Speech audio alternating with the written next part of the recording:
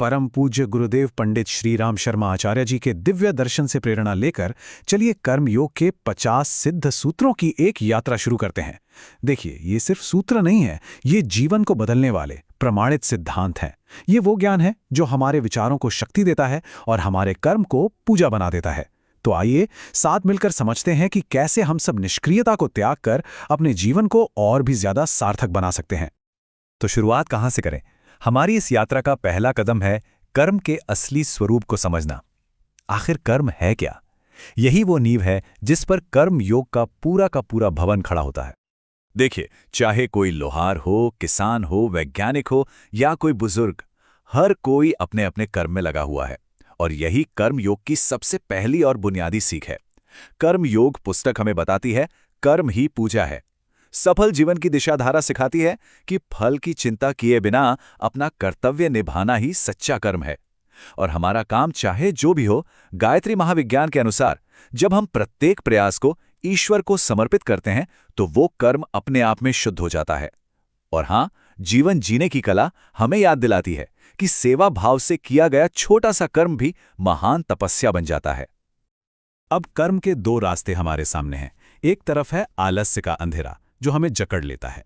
जैसा कि विचार क्रांति पुस्तक कहती है, आलस्य सबसे बड़ा पाप है। और दूसरी तरफ है कर्मशीलता का उजाला जो हमें आजाद करता है। इस रास्ते पर चलने के लिए सफल जीवन की दिशा धारा के अनुसार हमें भावनाओं से नहीं, विवेक से काम लेना होगा।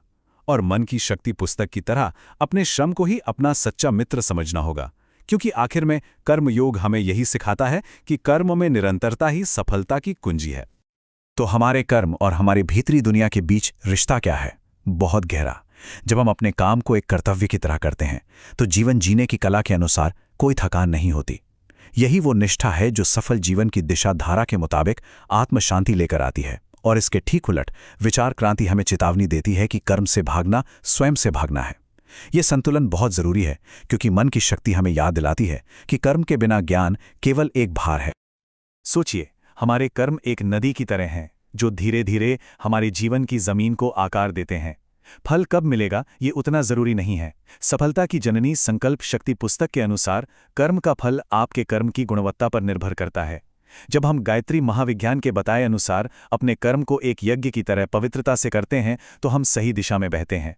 क्योंकि जैसा कर्म योग पुस्तक कहती है, कर्म की दिशा ही आपके भाग्य की दिशा तय करती है। ठीक है, तो अब हम कर्म के स्वरूप को समझ चुके हैं। तो अब अगले चरण में चलते हैं। एक कर्म योगी का व्यवहारिक अनुशासन और उसकी अटूट मानसिकता कैसी होती है। एक कर्म योगी का रास्ता समझिए एक ऊंचे पहाड़ पर चढ़ने जैसा है। मनुष्य की महत्ता पुस्तक हमें सिखाती है कि महानता विश्राम में नहीं, निरंतर कर्म में पाई जाती है। इस चढ़ाई के लिए जीवन जीने की कला के अनुसार कर्मों में पूरी आत्मा लगानी पड़ती है। और रास्ते में आने वाली हर चट्टान, हर मुश्किल, समस्या और समाधान पुस्तक के अनुसार एक अवसर है। और हमें ये याद रखना होगा कि चढ़ाई का हर एक कदम मायने रखता है, क्योंकि सफल जीवन की दिशा धारा कहती है काम छोटा या बड़ा नहीं होता, निष्ठा छोटी या बड़ी होती है। चलिए इस एक सूत्र पर थोड़ा रुकते हैं और ध्यान देते हैं। कर्म में कुशलता ही योग है। ये कर्मयोग का दिल है, उसका सार है। इसका मतलब सिर्फ काम करना नहीं है, बल्कि उसे पूरी जागरूकता, पूरे कौशल और उत्कृष्टता के साथ करना है। अपने हर काम को एक साधना बना देना, यही तो सच्चा योग है। कर्म करना एक बीज बोने जैसा है। सफलता की जननी संकल्प शक्ति पुस्तक के अनुसार जिसने अपना कर्म सुधार लिया उसका भविष्य स्वयं सुधर जाता है। लेकिन हमें धैर्य रखना होगा, सब्र करना होगा, क्योंकि मन की शक्ति हमें याद दिलाती है कि कर्म का फल तुरंत नहीं बल्कि समय पर प्रकट होता है। जब हम इसे जीवन जीने की कला के अनुसार सेवा के भाव से करते हैं तो हम फल के बंधन से भी मुक्त हो जाते हैं। और फिर हम हर पल का सही इस्तेमाल करते हैं, क्योंकि विचार क्रांति के अनुसार समय का सदुपयोग ही सबसे बड़ा कर्म है। जब हम अपने कर्मों को शुद्ध करते हैं तो हमारे आसपास की दुनिया का प्रतिबिंब भी सुंदर हो जाता है। मनुष्य की महत्वा पुस्तक हमें यही एक बहुत महत्वपूर्ण सबक सिखाती है। संसार को सुधारने से पहले अपने कर्मों को सुधारो। और जो इस रास्ते पर चलता है वो सफल जीवन की दिशा धारा के अनुसार कभी निराश नहीं होता। और जब हम अपने कर्मों में कर्मयोग के अनुसार सत्य का समावेश करते हैं तो वो कर्म दिव्य बन जाते हैं। अब अपना ध्यान कर्म के भीतरी इंजनों की ओर ले जाते हैं। वो कौन सी ताकतें हैं, वो कौन से स्रोत हैं जो एक कर्मयोगी को शक्ति और संकल्प देते हैं। आइए जानते हैं। तो ये शक्ति आती कहाँ से है? पहला स्रोत है दिव्य ऊर्जा। गायत्री महाविज्ञान के अनुसार कर्म करने की शक्ति गायत्री महाशक्ति से आती है। दूसरा स्रोत है प्रेम। जीवन जीने की कला कहती है कि कर्म के प्रति प्रेम ही सबसे बड़ा पुरस्कार है। तीसरा है साफ इरादा। सफलता की जननी संकल्प शक्ति के अनुसार कर्म के पीछे का उद्देश्य ही उसका चरित्र निर्धारित करता है। और चौथा है एकाग्रता। मन की शक्ति सिखाती है कि मन की एकाग्रता ही कर्म की नींव है। एक महान कर्म आखिर होता क्या है? ये उस कलाकार की तरह है जो अपनी पूरी क्षमता लगाकर कुछ सुंदर बनाता है और समाज को खुशी देता है। कर्मयोग पुस्तक के अनुसार हर कार्य को अपनी पूरी क्षमता से करना ही ईश्वर की सच्ची सेवा है। जब हमारा कर्म विचार क्रांति के अनुसार समाज के लिए हितकर होता है तो वो पुण्य बन जाता है। यही कर्म मनुष्य का सच्चा आभूषण है, जैसा कि सफल जीवन की दिशाधारा में कहा गया है। ऐसे व्यक्ति का हर क्षण एक सृजन होता है। अगर कर्मयोग को सबसे सरल और सबसे गहरे शब्दों में समझना हो तो इसकी परिभाषा हमें मन की शक्ति पुस्तक से मिलती है। कर्म में भी ध्यान। इसका मतलब है अपने हर काम में पूरी तरह से मौजूद रहना, उसे एक सचेत जागरूकता के साथ करना। ये एक चलती कीर्ति साधना है जहां ये जीवन ही हमारा ध्यान कक्ष बन जाता है। यहां हमारे सामने एक चुनाव आता है। एक रास्ता है कर्म को टालने का, जो जीवन जीने की कला के अनुसार भविष्य को टालना है। ये कर्महीनता का दुर्भाग्य है, जैसा कर्म योग पुस्तक हमें चेतावनी देती है। और दूसरा रास्ता है कर्म में पूरी तरह डूब जाने का। ये सच्चे आनंद का मार्ग है। इसके लिए हमें बस हर काम से पहले खुद से पूछना है, हम ये क्यों कर रहे हैं? तो अब हम अपने विश्लेषण के आखिरी खंड में पहुंच गए हैं।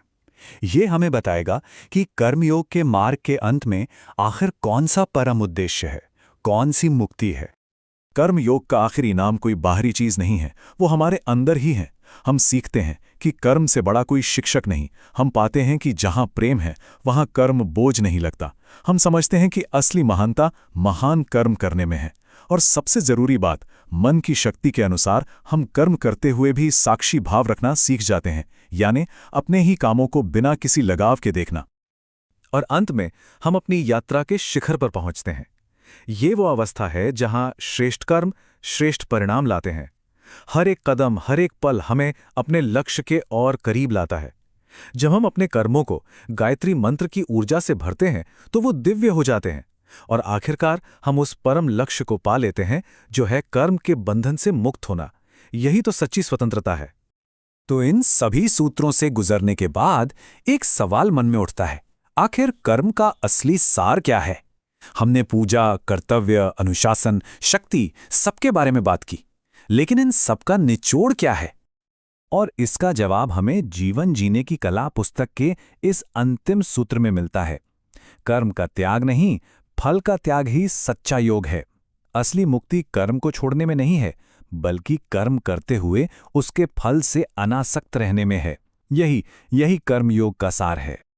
इन सूत्रों पर और गहरी जानकारी के लिए और इन्हें अपने जीवन में उतारने के लिए आप वेबसाइट पर जा सकते हैं www.awgp.org।